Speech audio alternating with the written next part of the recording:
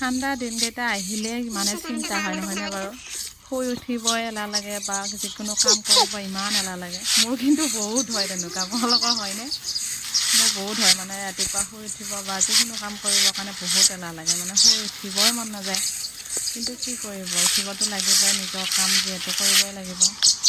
এতিয়া উঠিলোঁ উঠি কেনে চোতালখন সাৰি গেটখন খুলিছোঁ খুলি দেখিলোঁ ফিল্ডত ল'ৰাবোৰে দৌৰিব আহিছে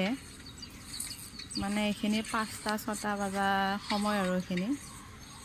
এই টাইমটোতে গোটেই ল'ৰা ছোৱালীবিলাকে দৌৰিব আহে ফিল্ডত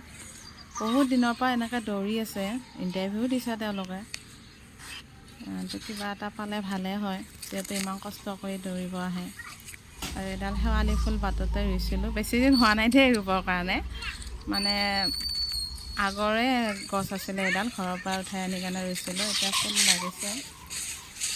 আৰু দেখিছেনে এই ল'ৰাবিলাকে ইমান কষ্ট কৰি দৌৰি আছে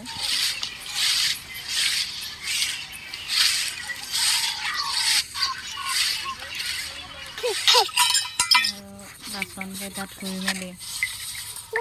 যিহেতু গোসাঁনী স্কুলত যাব ভাত বনাব লাগিব সেইকাৰণে বাচনকেইটা ধুই লৈছোঁ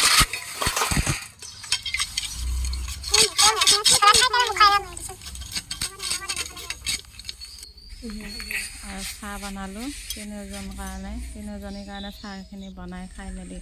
গোসাঁনীকেইটা